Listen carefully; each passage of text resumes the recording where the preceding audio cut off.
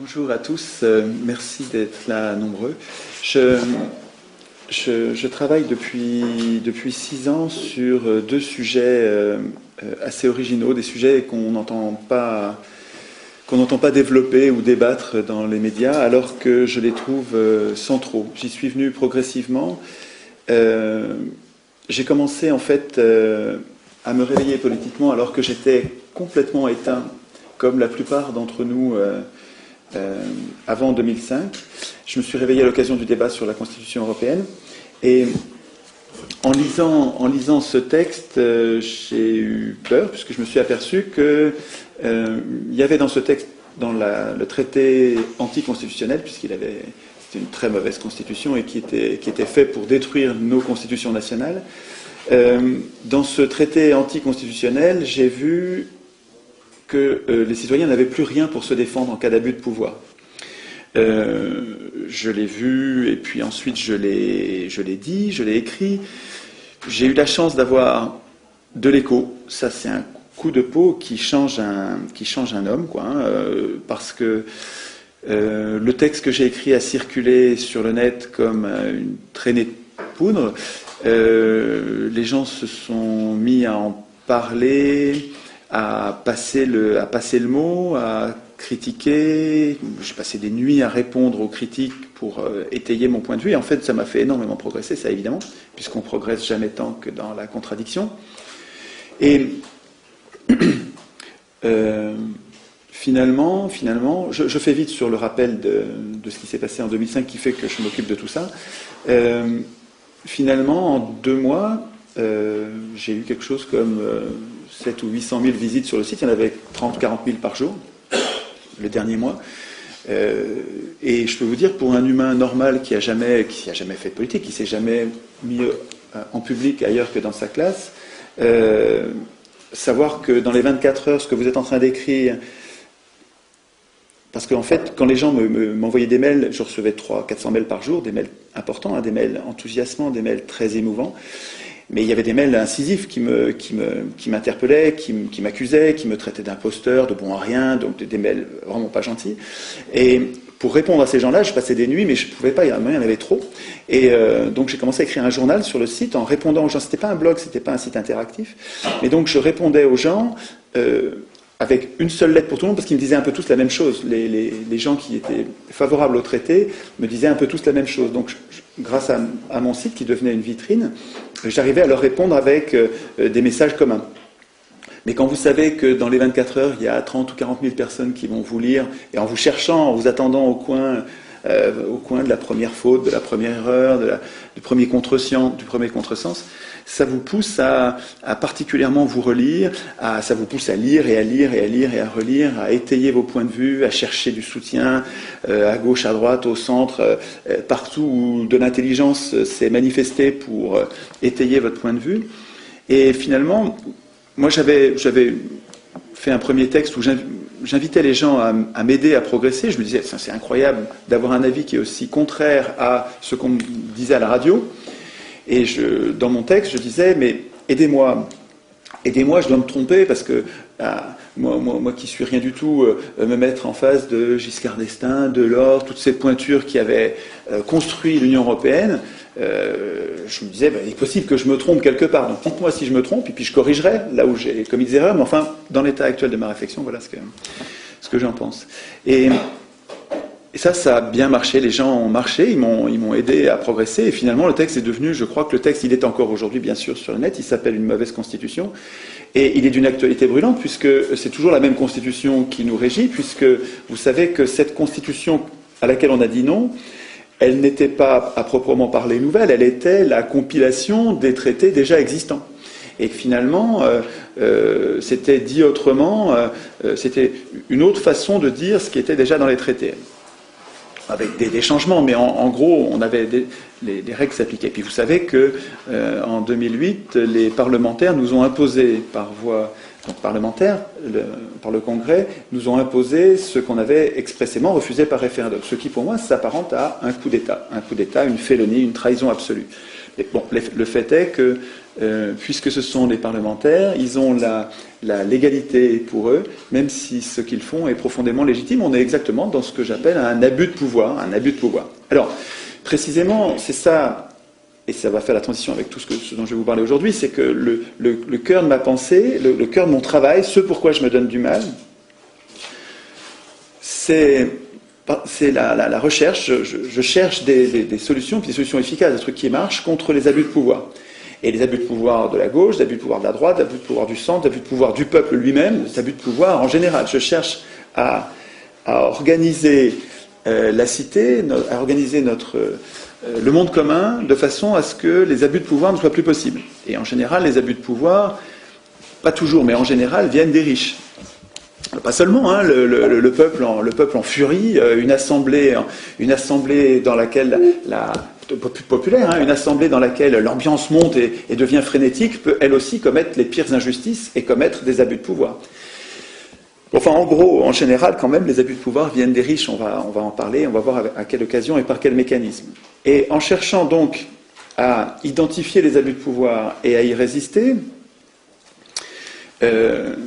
j'ai une méthode qui consiste en tout point à chercher la cause des causes. C'est-à-dire que tous les phénomènes sont multifactoriels, tous les phénomènes n'ont pas une cause mais plusieurs. Et j'observe que les gens avec qui je me bagarre politiquement, les gens de gauche, de droite, du centre, les gens avec qui je me bagarre, prennent chacun un aspect des abus de pouvoir, parce que c'est souvent ça qui nous révolte, mais chacun dans son coin. Un va se préoccuper de l'aspect écologique et va va concentrer son attention et son énergie sur tout ce qui concerne l'écologie. Et il va complètement laisser tomber le reste, quoi. Ça va lui prendre toute son énergie. Mais il ne va pas remonter à la cause qui fait que politiquement l'écologie va à volo et que finalement les acteurs qui seraient capables de respecter la Terre et les acteurs qui effectivement détruisent la planète sur le plan écologique, le fait que ces gens-là aient le pouvoir politique, le pouvoir économique et le pouvoir politique, lui paraissent indifférents. Alors que pour moi c'est central. C'est-à-dire que quand je remonte à l'origine de qu'est-ce qui rend possible la destruction, la dévastation de la planète sur le plan écologique, je retombe sur une cause politique et une cause économique.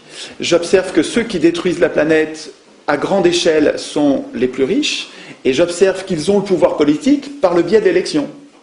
Alors c'est un exemple, je prends l'écologie, mais j'aurais pu prendre un autre sujet, les féministes ou les gens de gauche qui ont fait, sur la gauche, qui ont fait leur axe principal, c'est l'antiracisme, le féminisme, toutes sortes de sujets avec lesquels, évidemment, je peux être d'accord, mais ça ne me paraît pas être le problème principal. C'est-à-dire qu'il me semble que les différentes luttes sociales qui sont le point commun de tous les résistants nous divisent parce que chacun s'en prend aux conséquences au lieu de s'en prendre aux causes. Un petit peu comme si... Alors j'ai deux images, un petit peu comme si on avait une inondation. Il y a un robinet qui coule à fond, et il y a une inondation, il y a de l'eau partout, et on est tous là avec des serpillères à éponger, et personne ne ferme le robinet. Ça, c'est une image. Il y en a une autre, c'est celle du fleuve de notre activité sociale, avec de la pollution partout sur les bords, mais c'est incroyable la pollution. Alors, il y a du chômage partout sur les bords, plein de mousse, de l'eau rose, du chômage. Alors il y a des gens qui se battent contre le chômage, qui réfléchissent au chômage, qui remontent pas à la source pour voir d'où vient le chômage. Enfin, en tout cas, qui remontent pas bien jusqu'à la source, je trouve. Et puis d'autres sur l'autre rive qui voient donc par exemple les dévastations écologiques et qui se préoccupent d'essayer de réparer du mieux qu'ils peuvent les dégradations écologiques, rendre les gens responsables, mais là encore sans revenir à la cause.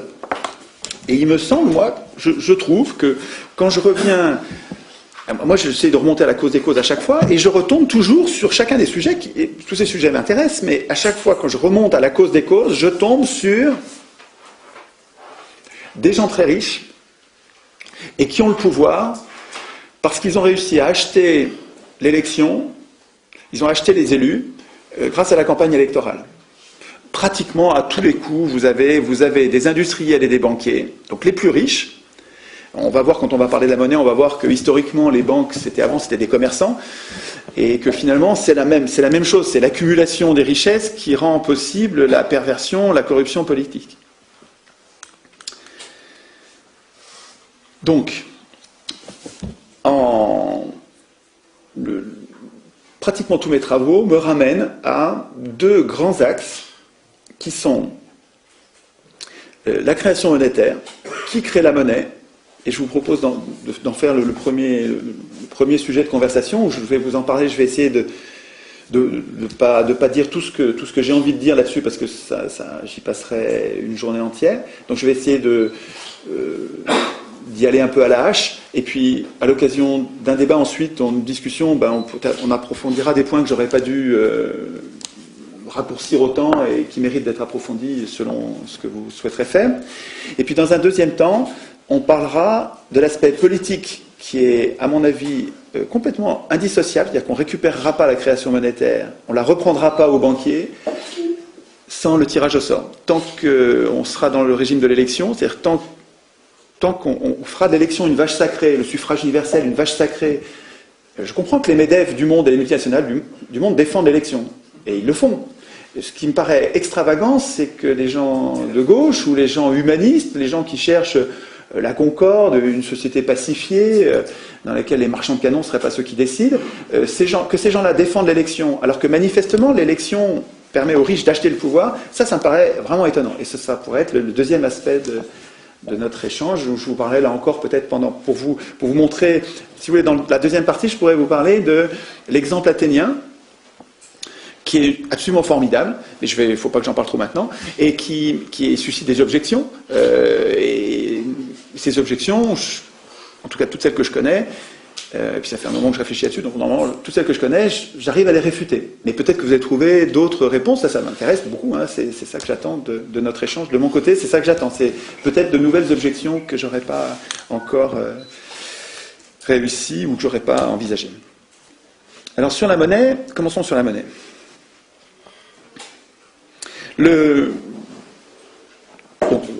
On a parlé de nos problèmes sociaux, notre société est particulièrement agitée, troublée, parcourue de haine et de difficultés qui sont souvent liées à une cause qui paraît première, qui est le chômage. C'est-à-dire que dans une économie dans laquelle chacun n'a pas son petit lopin de terre et n'est pas autonome pour se nourrir, on a besoin les uns des autres, et donc on a besoin de monnaie, on a besoin d'argent, et dans un monde où l'argent est rare et où ceux qui sont capables de créer la monnaie n'en créent pas autant qu'il le faut, il faut qu'on travaille pour en gagner de cet argent, et donc on est très très dépendant de l'emploi. Ça veut dire du travail qu'on va nous donner si celui qui est l'employeur veut bien. Et quand on regarde le chômage avec un peu de recul, on est surpris quand même dans nos sociétés, parce que voyons, le travail, c'est des gens qui font des choses contre de l'argent. On manque pas de gens pour travailler. Il y a des gens. Notre problème, c'est pas qu'on manque de gens. Des gens, on en a. Et on manque pas de choses à faire. Des choses à faire, il y en a énormément, des choses à faire, des choses très utiles. Il faudrait isoler tous les bâtiments en triple vitrage pour qu'on n'ait plus besoin, par exemple, de les chauffer. Il faudrait construire des logements en grand nombre pour que tout le monde ait un logement. Enfin, il y a des tas de choses à faire. Je ne développe pas. Vous imaginez le nombre de choses qu'il y a à faire pour que nous vivions tous dignement. Donc, il y a des gens qui ne demandent que travailler. Il y a des tas de choses à faire. Ce dont on manque, c'est de l'argent. C'est de l'argent. Et c'est compliqué de créer l'argent ? Non, c'est pas compliqué de créer l'argent. Mais alors, pourquoi est-ce qu'on manque d'argent ? C'est l'intérêt de cette réflexion, c'est celui-là. C'est qu'on comprenne que par quel mécanisme aujourd'hui on manque d'argent, et essayer de remonter à l'origine. Qui crée l'argent ? Qu'est-ce que c'est que l'argent ? Est-ce que c'est compliqué d'en créer ?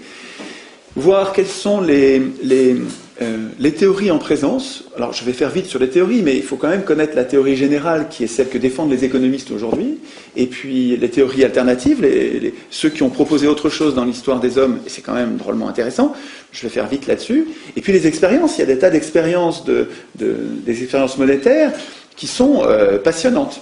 Alors, je ne les connais pas toutes évidemment, ce que je me propose avec vous, c'est de partager avec vous ce que j'ai découvert pour l'instant. Et il est tout à fait possible que j'en découvre encore avec vous, grâce à vous, parce que le foisonnement des expériences sur Terre en matière de monnaie est tout à fait étonnant et passionnant. Alors,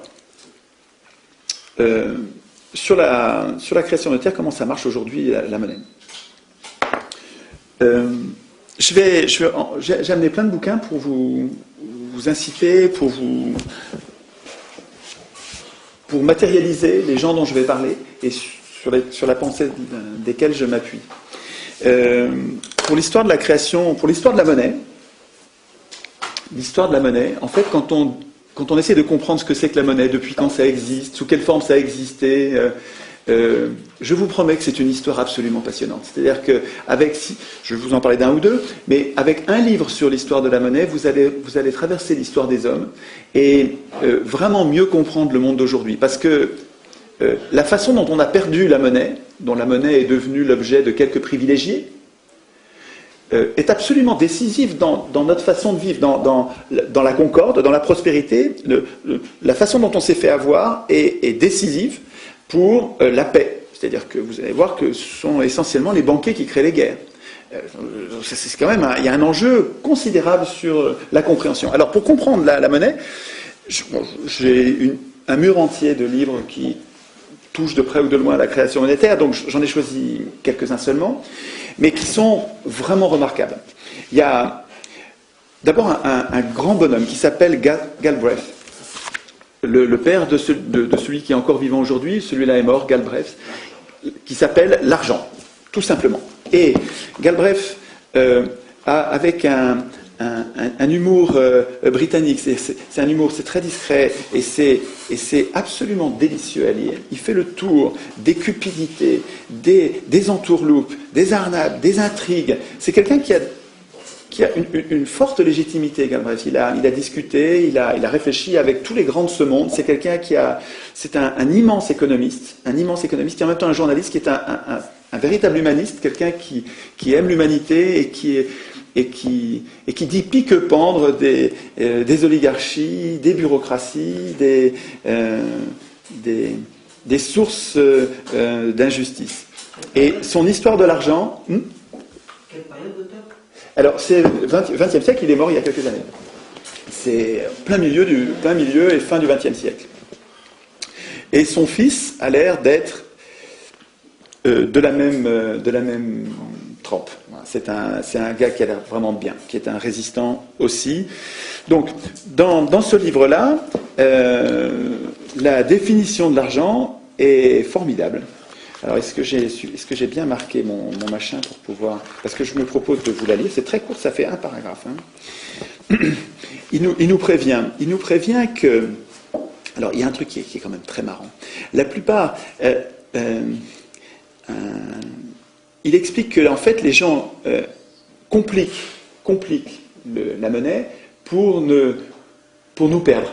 Pour rester les maîtres du sujet, comme les médecins le faisaient, comme les avocats le font, comme toutes les corporations, cultivent un jargon de façon à ce que, pour tenir à l'écart la piétaille.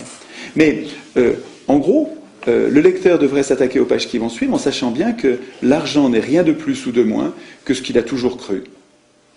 Ce qu'on offre ou reçoit pour l'achat et la vente de biens, de services et autres. Ce qu'on accepte, ce qu'on donne et ce qu'on reçoit pour l'achat et la vente.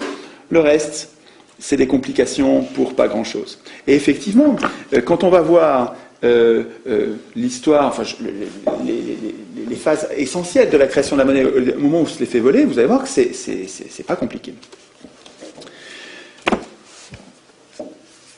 Il y a une deuxième référence que j'aime beaucoup, qui est un vrai plaisir à lire, qui s'appelle « La pensée monétaire de l'âge classique à nos jours », d'un gars qui s'appelle Tutin.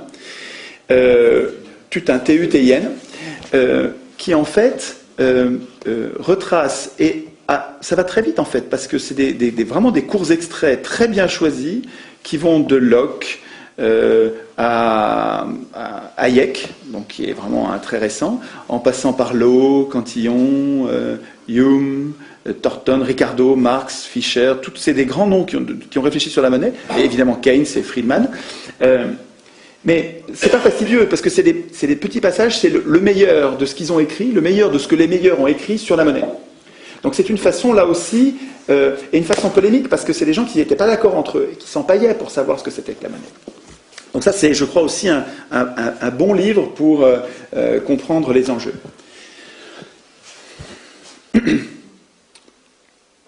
Alors, je ne vais pas reprendre toute l'histoire de la monnaie, je vais dire où on en est aujourd'hui. Aujourd'hui, on a deux monnaies. On a deux monnaies. Il y a celle que nous utilisons, nous, qui est, on va dire, la monnaie, en gros, pour l'essentiel, la monnaie qui est créée par les banques privées. Et puis, il y a la monnaie qui est créée par l'État, qui est la monnaie centrale, dont on voit, nous, une petite partie, c'est la monnaie fiduciaire, les billets, les pièces, et puis dont l'autre partie s'échange entre les banques. Donc en fait, il y a il y a deux monnaies différentes. La monnaie qu'utilisent les banques entre elles ne nous concerne pas, vous la verrez jamais. C'est pas la même, c'est entre les banques. Et puis, il y a la monnaie qu'on échange, nous, et celle-là, elle n'est pas créée par l'État, ou elle est très peu créée par l'État. Elle est, en gros, créée par les banques privées. À l'occasion de quelle opération? Comment ça se passe? Le mieux, c'est de prendre un exemple pour voir l'apparition de la monnaie, puis ensuite sa disparition. Quand vous allez voir un banquier, vous avez besoin de 100 000 euros pour votre maison, par exemple, vous allez voir un banquier, et vous lui dites, je voudrais 100 000 euros. Le banquier ne les a pas, et vous dit, pourtant, il n'y a pas de problème. Il n'y a pas de problème, vous voulez 100 000 euros, il vérifie que vous êtes fiable, parce qu'il a besoin que vous soyez fiable. Si vous n'êtes pas fiable, et si vous lui claquez dans les mains, ça va devenir pour lui une charge, et c'est lui qui va devoir assumer la responsabilité de cette création monétaire à votre place. Donc il va faire attention à ce que à ce que vous soyez fiable. Mais si vous êtes fiable, je vais me lever pour vous lier les mains. Si vous êtes fiable, il a un bilan. J'avais fait un petit dessin, mais c'est peut-être plus visible. Il a un bilan avec un actif et un passif. À l'actif, c'est ce qu'on me doit. Le passif, c'est ce que je dois. Je suis moi une banque et j'ai un bilan. Le passif, c'est ce que je dois. Pour l'instant, il n'y a rien. Vous voulez 100 000 euros, il n'y a pas de problème. Je vous les donne, les 100 000 euros. Les voilà. Je vous dois, moi banquier, c'est dans mes comptes, je vous dois 100 000 euros. Alors là, pour l'instant, il y a quelque chose qui ne va pas en comptabilité, parce que la comptabilité, ça doit être équilibré. C'est-à-dire qu'à chaque fois que j'écris quelque chose, je dois écrire quelque chose à droite d'un compte et la même somme à gauche d'un autre compte. Et pour l'instant, ce n'est pas équilibré. Mais ce que j'ai créé là, c'est de la monnaie. C'est-à-dire que ce qu'il y a à mon passif, moi de banque, ma dette de banque, c'est de la monnaie. Je vais vous expliquer ensuite comment ça circule, vous allez voir. Mais l'opération de prêt, l'opération de crédit n'est pas terminée. En même temps que le banquier dit « je te dois 100 000 euros », en même temps qu'il fait ça, il dit « et toi, tu me dois 100 000 euros ». Il dit de l'autre côté « et toi à qui je prête 100 000 euros, ben, tu me les dois. Ça, c'est moi qui te les dois, et ça, c'est toi qui me les dois. » En fait, quand vous faites un crédit, vous créez deux dettes. Où la banque crée deux, de toute façon vous le faites à tous les deux, la banque et son emprunteur, à eux deux, créent deux dettes.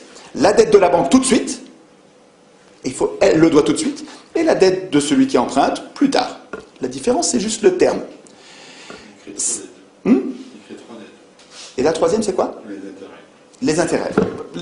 Alors, on verra après. Parce que les intérêts seront pris sur une monnaie préexistante. Pour la création monétaire, pour l'instant, il ne crée que ça. Il crée la monnaie que vous lui demandez, en contrepartie de la dette, de la somme que l'autre vous doit. C'est vrai que quand il faudra rembourser en plus les intérêts. Je les laisse tomber pour l'instant. Je crée 100 000 des deux côtés de mon bilan. Ensuite, à chaque fois que la personne va me rembourser, je vais, quand il rembourse 10 000, rembourse 10 000, rembourse 10 000, rembourse 10 000, je détruis des deux côtés, et à la fin du remboursement, la monnaie a disparu.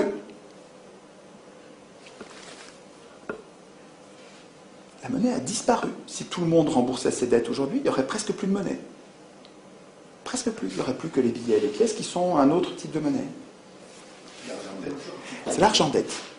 C'est-à-dire que tout ce qui passe par les comptes des banques, ce qui s'appelle la monnaie scripturale, parce que ce ne sont que des écritures, toute cette monnaie apparaît à l'occasion de cette manip que je viens de décrire. Quand les gens empruntent, on leur crée de la monnaie et ils s'endettent en même temps. Et quand ils remboursent, on détruit la monnaie et ils sont de moins en moins endettés en même temps. La monnaie aujourd'hui, pour l'essentiel, pour plus de 90%, c'est ça.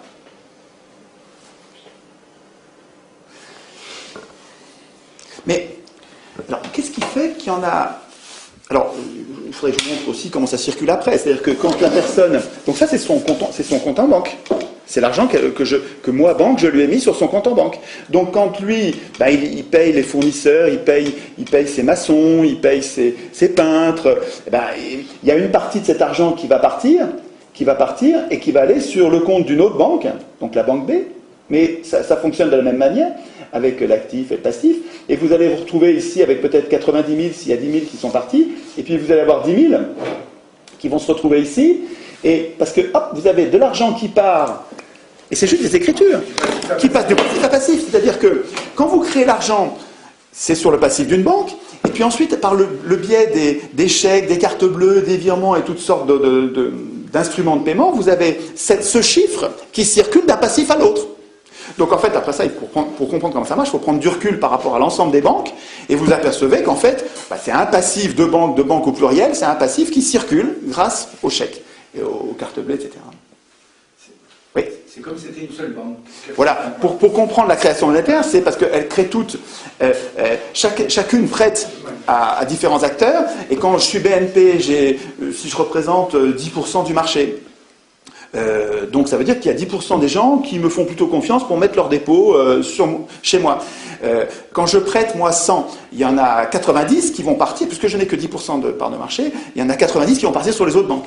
Mais en même temps, les 90 autres banques, les banques qui représentent les 90 autres % du marché, elles aussi, elles font des prêts, et elles aussi, il y en a 10% de ce qu'elles prêtent qui va venir dans mes comptes. Donc en gros, si nous, toutes les banques, on a créé 1000 dans la journée, il y en a 100 qui vont revenir sur mes comptes, qui ne sont pas forcément de l'argent que j'ai prêté moi, mais je vais avoir... il faut en fait que chaque banque prête à peu près en proportion de sa part de marché des dépôts. Si elle prête plus, si elle se met à prêter plus que les autres, il y a de l'argent qui va partir vers les autres banques, parce qu'elle n'a pas les parts de marché qui correspondent à ce qu'elle a prêté. Il y a de l'argent qui va partir vers les autres banques, et il va falloir qu'elle se refinance. C'est-à-dire qu'il va falloir qu'elle paye.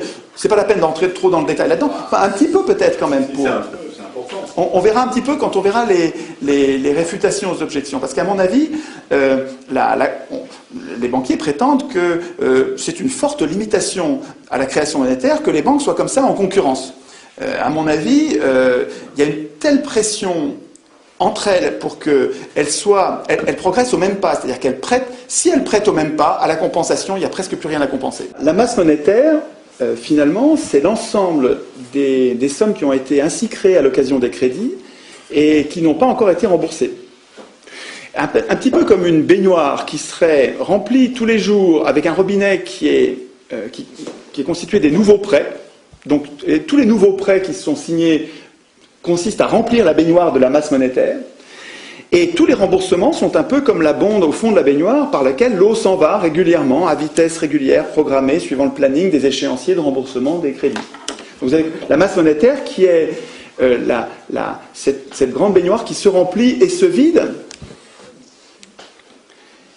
avec un critère qui n'a pas grand-chose à voir avec notre besoin en monnaie. En fait, on a besoin de monnaie pour pratiquer nos échanges. Un petit peu, alors l'image est ancienne, hein, elle a souvent été utilisée, elle est pas mal, un peu comme le sang dans un organisme qui permet d'échanger. Le sang, en circulant dans notre organisme, prend des particules, des éléments dans un coin, il les amène à un autre. Le sang nous sert à nous aussi à échanger. Quand on en a trop, ça va pas. Quand on en a pas assez, ça va pas non plus. C'est important qu'on ait une bonne quantité de sang. De la même façon, c'est important qu'on ait une bonne quantité de monnaie. Dans les périodes d'optimisme, dans les périodes où tout va bien et on a confiance dans l'avenir, nous avons, nous autres humains, tendance à emprunter beaucoup, et les banquiers, dans cette période d'optimisme, ayant ont eux aussi tendance à nous prêter beaucoup, et ça a comme effet de créer beaucoup de monnaie et d'avoir une augmentation de la masse monétaire qui conduit en fait la plupart du temps les gens à prendre plus de risques, trop de risques, plus de risques que ce qu'ils devraient faire. Je simplifie. Et à l'inverse, et c'est l'inverse qui me préoccupe, quand il y a des phénomènes, des phénomènes de renversement de la psychologie des gens, où en fait on bascule de l'optimisme au pessimisme. Alors ça peut être une crise immobilière par exemple. Et alors vous avez un effet d'agents qui sont tous procycliques, un marché qui sont tous procycliques, qui vont tous dans la même direction. Autant les marchés allaient tous dans la direction de l'optimisme quand c'était optimiste, puis quand ça commence à basculer, là aussi, les acteurs sont toujours procycliques, ils vont tous dans le même sens, ils se mettent à tous déprimer, donc ils se mettent tous à arrêter d'emprunter, et les banques arrêter de prêter, alors qu'on continue à rembourser, donc la baignoire continue à se vider avec des échéanciers qui sont à date fixe, et par contre, la baignoire arrête de se remplir, et vous vous retrouvez avec de moins en moins de monnaie, et comme par hasard, du chômage. Alors, le lien entre le chômage et la monnaie, il est difficile à établir de façon mécanique et rigoureuse, mais il est défendu par des tas de théoriciens depuis longtemps. Et le plus récent, le plus connu étant Keynes. C'est pas idiot du tout, je trouve, que de corréler la quantité de monnaie avec le chômage. Ce qui me conduit à corréler ces deux phénomènes, ce sont les expériences de monnaie parallèle, ou de monnaie alternative. Dans de très nombreux cas d'histoire de monnaie alternative, j'observe que, d'abord, pour créer une monnaie, il faut arriver à être souvent en situation de crise profonde, avec un chômage considérable, des gens qui n'arrivent plus à travailler, des gens qui n'arrivent plus, les commerçants ne travaillent plus. Et puis, ce sont des communes, c'est souvent à l'échelon local, qui reprennent le contrôle de la monnaie, qui se mettent à payer leurs fonctionnaires municipaux avec une monnaie qu'ils inventent, parce qu'en fait, ça s'invente une monnaie, c'est très conventionnel une monnaie. Il suffit d'avoir confiance pour que ça marche. Et dans toutes les expériences que je lis, à chaque fois, mais c'est pas des mois qu'il faut, c'est quelques semaines pour que le chômage disparaisse. C'est-à-dire que toute l'activité reprend quand on réinsuffle de la monnaie. Je veux dire, le lien entre le fait qu'il n'y ait pas assez de monnaie qui met tout le monde au chômage, et le lien entre le fait de recréer de la monnaie en faisant attention à ne pas en créer trop, parce que tout le monde sait que si on en crée beaucoup trop, la valeur de la monnaie dégringole et ça redevient une autre catastrophe. Mais si on fait attention, si on arrive à faire attention à ne pas en créer trop, on a une solution au chômage à créer davantage de monnaie. Mais attention, vous créez la monnaie. Si vous allez la mettre si la monnaie que vous créez, comme on fait en ce moment là, on va mettre cette monnaie dans la poche des riches, des gens qui la dépensent pas, des gens qui l'accumulent et qui font des tas de plus en plus gros, quasiment comme une maladie, ça règle pas du tout notre problème de chômage. Il faudrait mettre l'argent dans la poche de ceux qui le dépensent. Ce que propose Jean-Marcel Jeanneney, qui était un ministre de Gaulle, dans un livre qui s'appelle « Écoute, la France qui gronde », que vous aurez du mal à trouver parce qu'il ne se trouve plus dans le commerce, il est épuisé, il faudra le trouver d'occasion, mais dont j'ai publié les meilleurs passages sur mon site. Ce gars-là commence par expliquer dans son bouquin qu'il sait que quand on crée trop de monnaie, ça crée une hyperinflation qui détruit la valeur de la monnaie et qui est une catastrophe pour tout le monde. Il le sait, il rappelle l'épisode des assignats pendant la Révolution, il rappelle le système de l'eau, il rappelle l'hyperinflation allemande des années 20. Il sait tout ça et malgré tout, il suggère que l'État crée de la monnaie permanente, donc pas la monnaie d'aide des banques privées, de la monnaie permanente, de la monnaie qui n'aura pas besoin de rembourser, des billets de banque, et que sans même passer par les banques, on en donne, c'était avant l'euro qui proposait ça, on donne, proposait-il, 3 000 francs par personne physique, enfant, vieillard, adulte, homme, femme, toute personne, qu'on distribue 3 000 francs à chacun, et on regarde, on observe ce que ça donne, de façon empirique. Est-ce que ça fait de l'inflation ou pas? Si ça ne fait pas d'inflation, dans 6 mois, on recommence. Et si ça fait de l'inflation, on arrête pendant un temps. Donc, il proposait que de façon empirique, on distribue, ce qui est très original dans cette proposition, c'est d'aller distribuer l'argent dans les poches de gens qui vont le dépenser. Oui, Ça change tout. Là, pour l'instant, on crée des milliers et des milliers de milliards et on les donne à des gens qui ne dépensent pas, qui éventuellement nous le prêtent, mais moyennant intérêt, un intérêt ruineux.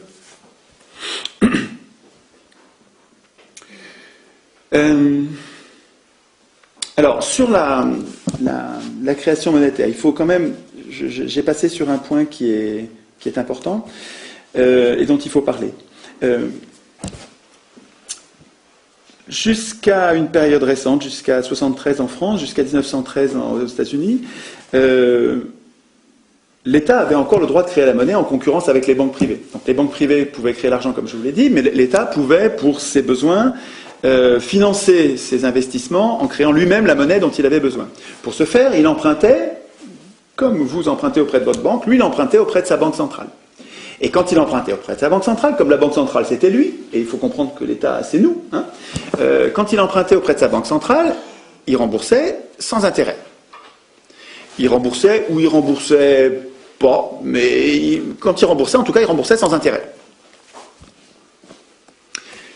Or, il s'est passé en France et aux États-Unis, en Europe aussi, un coup d'État monétaire qui a consisté à verrouiller le système et à généraliser la création monétaire par les banques privées pour que l'État ne puisse plus emprunter auprès de sa banque centrale, pour qu'il soit obligé d'emprunter auprès des banques privées, auprès de ceux qui ont de l'argent, en gros les banques privées, quand il a besoin de financer ses investissements, c'est parce qu'il l'oblige à payer les intérêts. Or, dans tous les pays où l'État se fait ainsi flouer, la dette publique apparaît. Cette même dette publique qui est utilisée dans les pays du tiers-monde pour les asservir, pour leur voler leurs matières premières, leurs ressources à bon compte, et les pays développés sont en train de passer dans la même moulinette. C'est-à-dire qu'on progressivement, en obligeant l'État, en lui interdisant de créer sa propre monnaie, et en l'obligeant à emprunter, donc sur les marchés financiers, ça veut dire auprès de ceux qui ont de l'argent, donc auprès des plus riches, nos élus, les élus de ces pays, ont en quelque sorte asservi les États en question, les ont rendus dépendants, et ce qui se passe aujourd'hui en Europe est criant, quoi. Vous voyez bien que la Grèce, le Portugal, l'Irlande sont tenus à la gorge par le système de la dette, et qu'il n'y a aucune raison pour que les autres pays n'y passent pas exactement de la même manière. C'est intéressant de dire aussi qu'en 1973, c'était Pompidou et notre ami Valéry Giscard d'Estaing qui étaient donc au pouvoir, qui était Pompidou. Et Pompidou était le président de Rothschild. Était le directeur de Rothschild. Directeur de Rothschild. Pour vous donner un exemple un petit peu de ce que c'est que la politique au niveau mondial aujourd'hui, Kadhafi, quand il venait à Paris, montait sa tente dans le jardin de la famille Rothschild. C'est juste pour vous donner un lien. Voilà. Très intéressant. Je ne savais pas ça, je ne savais pas que c'était dans le jardin de Rothschild. Voilà. En tout cas, c'est vrai que souvent on appelle cette loi de 73 la loi Rothschild parce qu'elle a incroyablement servi les intérêts des banques, puisqu'elle a fait des États. Il faut comprendre que les États, leur ressource, c'est nous. C'est le travail de millions de personnes qui va être mobilisé pour une grande part, qui va être mobilisé pour le service des créanciers, des nouveaux créanciers de l'État, que sont les banques, à l'occasion des dépenses publiques, puisque l'État ne peut plus emprunter auprès de sa banque centrale. Il faut qu'il emprunte auprès de ceux qui ont de l'argent, et principalement ceux qui ont de l'argent, ce sont les banques. Donc, c'est radicalement contre l'intérêt général. Ce qui s'est passé en 73, c'est, encore une fois, c'est un coup d'État. Et c'est ce qui s'est passé en 1913 aux États-Unis, avec le même mode opératoire et les mêmes banques d'ailleurs. C'était ce qui est. Alors, je pense que le livre le plus important de la période, c'est ce livre-là, Les secrets de la Réserve fédérale. Je pense que s'il y a un livre à lire pour comprendre l'escroquerie monétaire du moment, c'est ce livre-là. Il existe depuis longtemps, mais il a été traduit en France depuis peu de temps. Il est depuis le septembre dernier. C'est une bombe. Voilà, c'est juste une bombe. C'est-à-dire que quand vous lisez ça, vous êtes révolté. Ça se lit comme un roman policier. Moi, je trouve que c'est très facile à lire. Et ça explique comment. Eustache Mullins, MU2LINS. Ça explique comment une poignée de banquiers détestés de la population américaine. Les Américains sortaient d'une crise épouvantable où ils s'étaient fait ruiner, ils avaient perdu toutes leurs économies, les économies d'une vie, des gens ruinés qui détestaient la banque et Wall Street. Qui avait été initié par JP Morgan. Oui, mais on ne peut pas tout dire sinon c'est trop compliqué. Mais comment une poignée de banquiers ont comploté au sens strict du terme, c'est-à-dire se sont cachés dans une île qui leur appartenait, se sont cachés avec un ami à eux parlementaire pour mettre au point un projet de banque centrale, mais de banque centrale privée qui ressemble à une banque publique, qui ressemble mais sans être une banque publique, qui s'appelle Réserve fédérale, mais qui est ni réserve ni fédérale précisément, qui s'appelle Réserve fédérale américaine et qui est ni réserve ni fédérale ni américaine. Et pour ensuite le proposer au Congrès. Alors, ils l'ont proposé au Congrès, ça n'a pas marché la première fois, puis ils sont revenus à la charge. Et lors des élections de 1913, donc ça c'était en 1910, le complot de l'île Jekyll, cette espèce de... C'est comme un roman policier, hein, le fait de se cacher, ils ont pour que les domestiques ne les reconnaissent pas, ils ont mis leurs domestiques en vacances et ils ont engagé des domestiques étrangers pour l'occasion, pour les quelques semaines qu'ils ont passées ensemble. Là. C'est marrant comme tout. Le travail de Mullins pour reconstituer ce puzzle à travers des milliers d'articles du Times, des journaux d'époque, des bouquins qu'ont écrit les comploteurs en vieillissant, ils se sont lâchés, le système était complètement installé, ils ont commencé à raconter. Alors c'est tout un travail de reconstitution d'un puzzle, c'est compliqué, c'est vraiment un gros travail de recherche et c'est absolument passionnant. Et on retrouve le mode opératoire, on retrouve les mêmes règles, les mêmes droits exorbitants qui sont donnés à la Banque centrale par rapport aux États, on retrouve ça dans notre système actuel dans l'Union européenne. Dans ce livre-là, il n'y a pas que le complot. Donc il y a ensuite la façon dont c'est passé, la façon dont les banquiers en question ont financé les trois candidats aux élections présidentielles de façon avec les deux principaux, les deux qui étaient capables de gagner les élections, qui avaient tous les deux un projet de banque fédérale qui était présenté comme antagonique, présenté comme contradictoire, alors que les deux étaient les mêmes, ils aboutissaient au même résultat.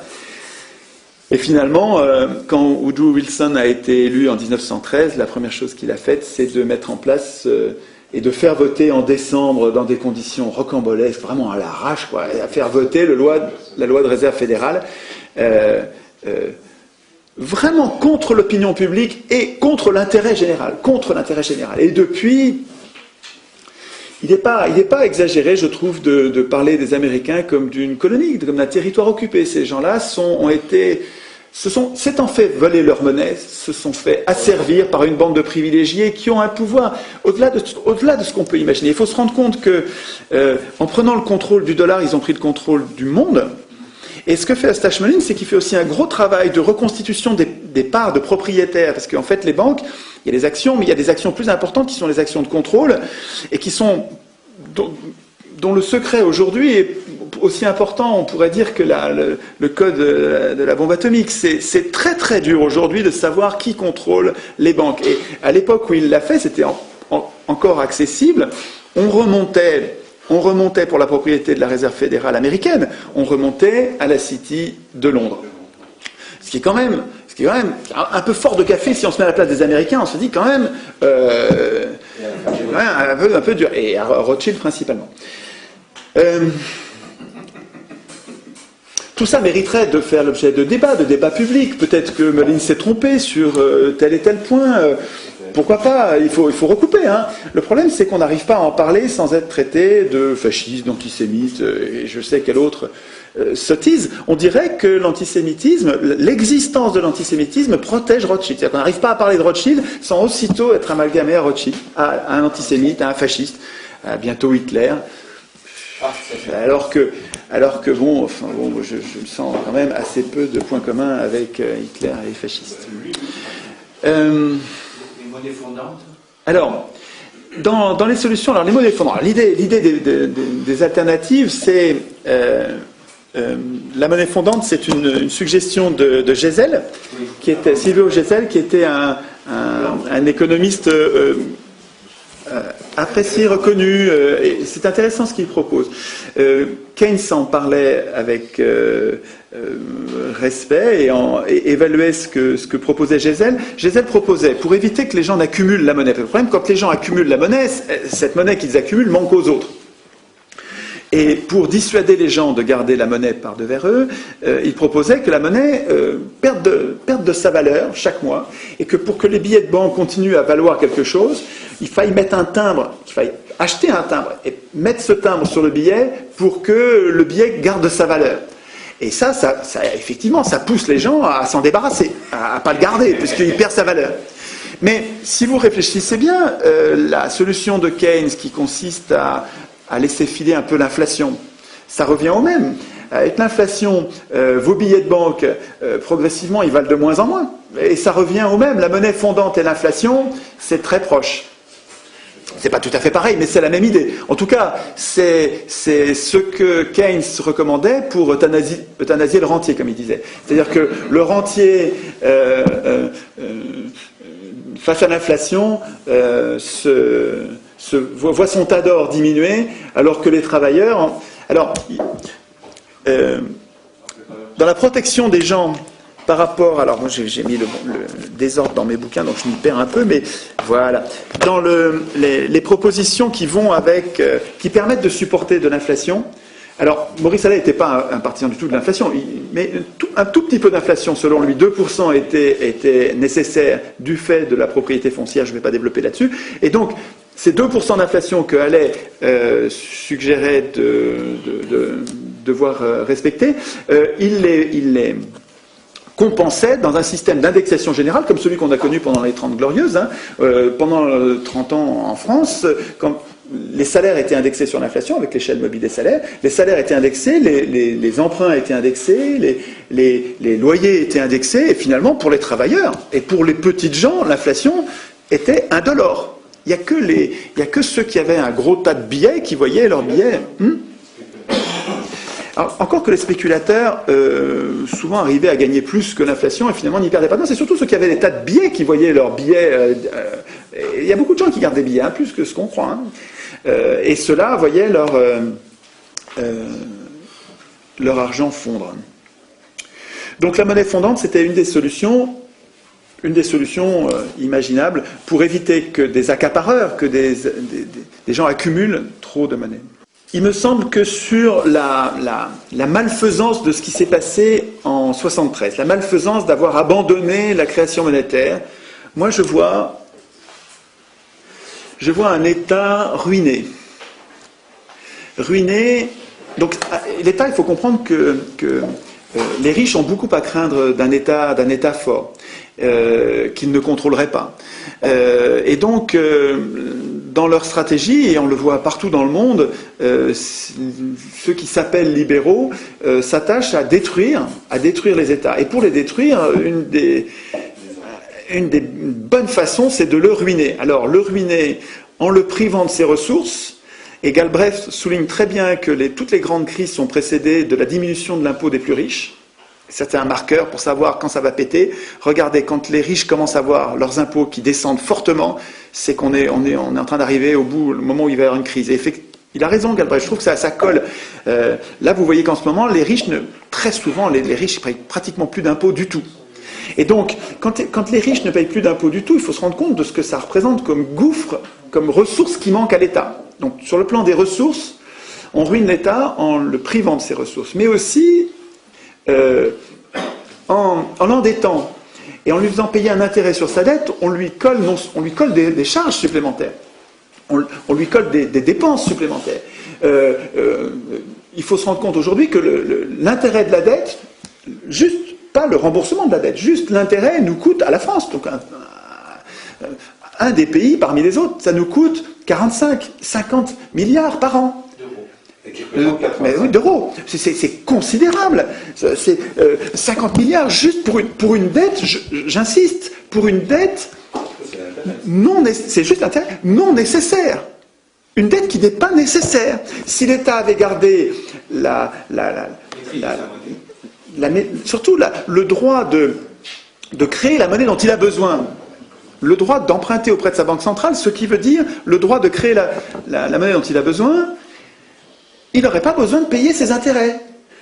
Or, le montant des déficits, André-Jacques Holbeck, qui a écrit un petit livre important pour comprendre, qui est simple, il est court,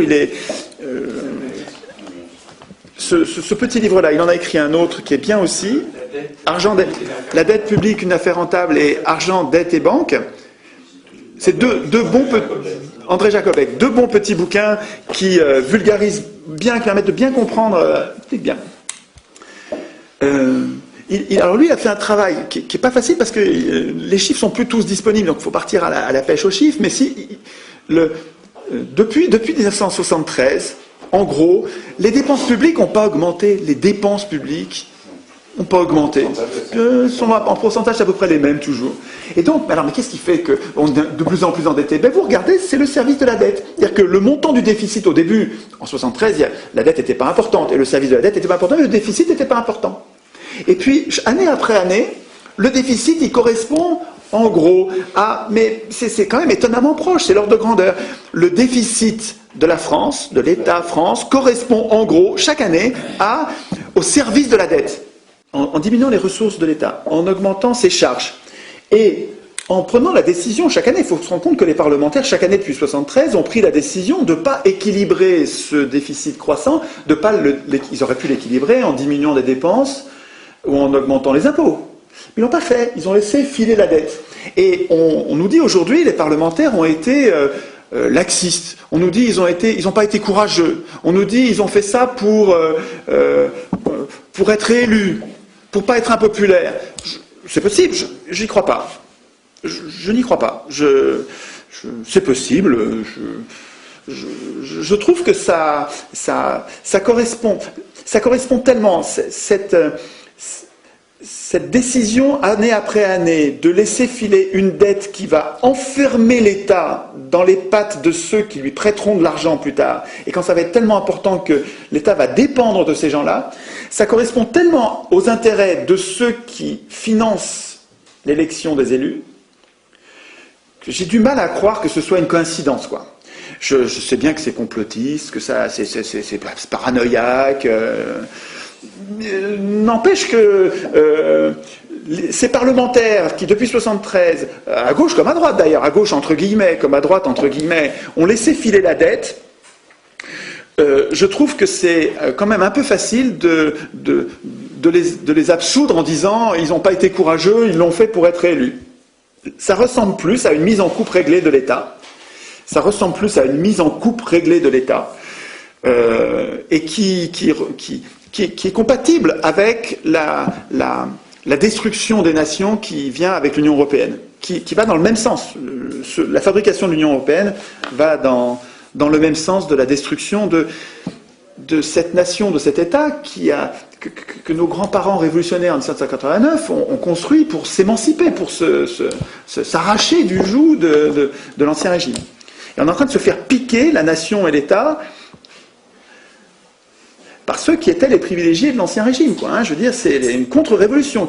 Et il y a des tas de gens qui écrivent des livres importants en les intitulant contre-révolution. Ce qu'on est en train de vivre, c'est une contre-révolution. Les privilégiés d'il y a 200 ans sont en train de gommer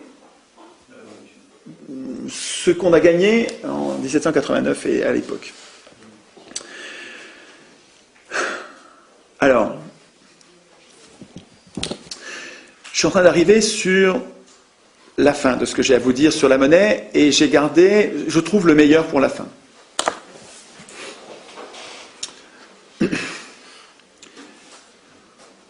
À créer la monnaie, on cherche à financer l'économie. Savoir si l'État peut créer ou pas la monnaie, savoir combien de monnaie on a. Notre problème, c'est financer l'économie. Or, pendant des années, pendant des siècles, le financement de l'économie a été confié à la bourse. Les sociétés par actions et la bourse, avec un marché où ceux qui ont trop d'argent viennent sur le marché pour l'offrir, et ceux qui ont besoin d'argent pour créer leur entreprise viennent sur le marché pour l'emprunter. j'ai l'impression, moi, que les bourses, elles se justifient dans une ambiance d'argent rare, créée par des privilégiés qui font bien attention à ce que l'argent soit rare. Mais si on considère qu'il n'y a pas de raison que cet argent soit rare, si on considère qu'en tant que société, entre nous, on pourrait imaginer un système dans lequel l'argent, c'est nous qui reprendrions le contrôle. Et on en créerait, non pas trop, non pas, parce qu'on ne tient pas à revivre les expériences où en créant tellement, on a tout mis par terre, on a tué la poule aux œufs d'or, et finalement on s'est trouvé complètement ruiné, alors la situation était pire qu'avant.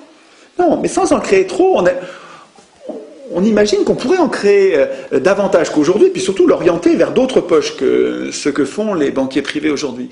Mais si on reprend le contrôle de la création monétaire, en reprenant le contrôle public, on n'a plus besoin de la bourse. On n'a plus besoin de la bourse. On n'a même plus besoin de l'épargne. On n'a plus besoin de l'argent des riches. Alors, donc la récupération de la création monétaire par les politiciens, donc ce sera lié avec ce que je vous dirai tout à l'heure, mais par la puissance publique, par les citoyens, ça pourrait être des assemblées peut-être tirées au sort qui décideraient de combien on fait de monnaie, on en discutera parce que c'est peut-être trop technique pour des assemblées tirées au sort, on en parlera peut-être tout à l'heure. Mais en tout cas, la puissance publique, ça pourrait être nous, une incarnation de ce que nous sommes, qui déciderait de la monnaie dont on a besoin. Ça me paraît une piste, à la place des banques privées, ça paraît une piste de financement. Mais il y en a une autre dont je voudrais vous parler, qui est un travail formidable, vraiment un travail enthousiasmant. Révélé, moi, c'est Franck Lepage qui me l'a révélé. Franck Lepage, c'est un militant enthousiasmant. Je vous conseille de découvrir ce gars-là si vous ne le connaissez pas. Vous pouvez taper son nom sur Google, je pense que vous arriverez directement sur ses conférences gesticulées, c'est quelque chose d'important. Il dit des choses très très importantes, Franck. Je ne peux pas développer, à l'occasion de la monnaie, l'idée forte qu'il développe, parce que ça concerne l'éducation populaire, ça concerne la culture comme éducation politique des jeunes adultes pour éviter les guerres. La culture devrait, plutôt qu'être l'art, réduite à l'art, ce qui est une catastrophe, la culture devrait être l'éducation des jeunes adultes à des valeurs. Par exemple, les valeurs d'Orwell, vous savez, la common decency, c'est-à-dire une espèce de générosité, d'altruisme, qui peut être travaillé, qu'on peut enseigner, qu'on peut développer avec une éducation adaptée. Et donc, le travail de Franck sur l'éducation populaire et sur le sabordage de la culture pour la réduire à de l'art, c'est-à-dire à perdre l'aspect politique qu'est la culture, c'est un travail essentiel. Mais on en parlera peut-être tout à l'heure quand on parlera du tirage au sort, parce que le tirage au sort est lui aussi un outil d'éducation populaire, on en reparlera. Mais ce que Franck m'a fait découvrir, c'est le travail de Bernard Friot. Alors, je ne pourrais pas ici je ne pourrais pas reprendre le détail du travail de Friot. Je vous invite à aller voir les conférences de Friot. Chaque conférence fait 2 heures. Moi, j'en ai déjà vu 4 ou 5, je l'ai rencontré un petit peu, il faut que je le rencontre plus. Ce que fait cet homme est essentiel. Et proprement révolutionnaire. Avant de lire le livre, je vous conseille d'aller voir les vidéos. Et vous pouvez voir plusieurs vidéos parce que il improvise quand il parle de ses vidéos. Et donc, c'est pas les mêmes. Il y a des choses nouvelles dans chaque vidéo. En plus, c'est riche. Il y a un vocabulaire à maîtriser qui est sur l'emploi, les salaires, les cotisations. Donc, il donne un sens au mot travail, un sens au mot emploi qui est vraiment, vraiment très utile. Je vais vous résumer pour que vous compreniez, parce que comment ça s'articule avec ce que je vous ai dit jusque-là. Je cherche à financer l'économie sans avoir besoin de l'épargne des riches. Je voudrais que nous, la multitude qui ne sommes pas riches, je voudrais que nous puissions avoir une activité économique normale, vivre une vie décente, vivre une vie digne, sans avoir besoin de l'argent des riches, sans avoir besoin du capital accumulé, sans avoir besoin du capitalisme, sans avoir besoin de l'argent accumulé, du capital accumulé par ceux qui ont de l'argent, les porteurs d'argent. Donc l'idée de reprendre la création monétaire aux plus riches, c'est une première piste. Et l'idée de Friot, encore une bombe, ça, une sacrée bombe. Il nous dit, Friot, nous avons dans notre réel, dans quelque chose que nous vivons déjà, donc ça n'est pas une utopie, c'est pas un rêve inaccessible. Dans le réel, aujourd'hui, nous vivons un financement anticapitaliste qui marche très bien. Ce sont nos retraites. Alors, en quoi est-ce que les retraites sont une solution majeure, une démonstration majeure que nous sommes capables, entre nous, de financer quelque chose sans épargne préalable? Eh bien, regardez. Comment est conçu, comment nos grands-parents, au sortir de la guerre, ont conçu le système des retraites? C'est facile. C'est facile. Chaque année, on ne sait pas ce qui va se passer dans 20 ans, mais on sait que l'année prochaine, on aura tant de gens qui travaillent et on aura tant de retraités qui ne travailleront pas. On fait une règle de 3, on sait exactement combien il va falloir prendre sur leur salaire en cotisation de l'année prochaine pour payer les retraites de l'année prochaine. Chaque année, on décide du pourcentage qu'il faut prendre sur les salaires pour financer les retraites de l'année prochaine. C'est indestructible. Certes, en période de baby-boom et puis même de papy-boom en ce moment, il va falloir augmenter, d'ailleurs ça n'a pas arrêté depuis la Deuxième Guerre mondiale, les taux de cotisation retraite ont augmenté pendant toute la période. Ils augmentent un petit peu chaque année, alors que c'est dans une période de croissance où ça croît de beaucoup plus. On crée de plus en plus de richesses chaque année, on crée beaucoup de richesses, et sur cette nouvelle richesse, on en prend un petit peu plus, un petit peu à chaque fois, on en prend pour les retraites. C'est juste indolore, et c'est un système insubmersible. C'est un système, sauf si on le coule en faisant des trous dans la coque. Quand le MEDEF a réussi à obtenir qu'on gèle l'augmentation des cotisations patronales, qu'on arrête d'augmenter, enfin d'ajuster le montant nécessaire au montant pris sur les salaires, au montant financé, quand ils ont décidé ça, ils ont fait un trou dans la coque en disant mais le système, ils l'ont volontairement déséquilibré. Mais c'est du sabordage. C'est juste du sabordage. Le système, il était fait pour être jamais en déséquilibre, jamais en découvert, jamais 1 euro de découvert. Et ça marchait très bien, sur des sommes considérables. On en est à 230 milliards par an de retraite. Sans État, il n'y a pas besoin d'État, c'est entre nous. C'est des caisses sociales, c'est entre nous. Il n'y a pas besoin d'État, il n'y a pas besoin de l'épargne des riches, on n'a pas besoin d'emprunter à qui que ce soit, on n'a pas besoin de payer l'intérêt. Et c'est des engagements, donc 230 milliards sur des dizaines d'années, sur 30, 40, 50 ans. Et ça marche très bien. Il y a déjà 45% du salaire global que reçoit quelqu'un qui est versé par des caisses. Alors, pas seulement sur la retraite, mais sur la maladie, le chômage, toutes les assurances sociales. Déjà, presque la moitié de ce qu'on gagne, de nos revenus, est versé, pas versé par l'entreprise, c'est versé par l'entreprise à des caisses qui nous le versent. C'est déjà le cas. C'est déjà le cas. Et il n'y a pas besoin d'emprunter. Il n'y a pas besoin de payer les intérêts. Il n'y a pas besoin de capital préalable. Il n'y a pas besoin d'épargne. Ce que dit Friot, c'est ce système a été mis en place à la Deuxième Guerre mondiale. Il fonctionne depuis, il donne parfaitement satisfaction. Il devrait être d'abord généralisé à toutes les catégories, les libéraux, à tout le monde, évidemment. Et puis surtout, puisque ça marche pour les retraites, il n'y a qu'à l'étendre pour les salaires. Et quand une entreprise paierait son salarié, au lieu de le payer lui, elle le paierait une caisse qui le paierait, ce serait mutualisé. A priori, on se dit, mais c'est sûr que ça va marcher, mais ça marche déjà très bien pour les retraites. Pourquoi ça ne marcherait pas pour les salaires? Et puis pour l'investissement. Au lieu d'aller chercher sur un marché, sur une bourse qui ne finance plus l'économie, vous savez que tout confondu, la bourse, elle détruit du capital. Chaque année, vous faites le solde de ce que la bourse prend à l'économie et ce que la bourse donne aux entreprises, elle détruit du capital. Ça ne sert à rien. La bourse ne finance plus l'économie. L'idée de Friot, et moi je la découvre depuis quelques mois, ça demande à être approfondi, mais c'est quand même drôlement séduisant. L'idée de Friot, c'est prolongeons l'expérience réussie de la retraite depuis 30 ans, depuis 60 ans. Prolongeons cette expérience sur d'autres sujets qui nous posent problème. Par exemple, l'investissement. On investit, la proportion du PIB de l'investissement dans notre pays est absolument catastrophique. Il faudrait qu'on investisse 25% de notre PIB, on est très très très très loin. Mais si on finançait par cotisation, c'est-à-dire si on demandait aux entreprises de cotiser à des caisses au titre d'investissement, et quand des entreprises ont besoin d'investir, elles vont voir ces caisses pour obtenir l'argent en question, on aurait nos 25% d'investissement. On les aurait bien plus qu'en comptant sur le marché qui ne fonctionne pas. Aucune de ces réformes ne sera, à mon avis, possible dans le cadre de l'élection. Parce que les élus, pour l'essentiel qui n'est pas forcément dit, rendent des comptes à leurs sponsors, à ceux qui les font élire.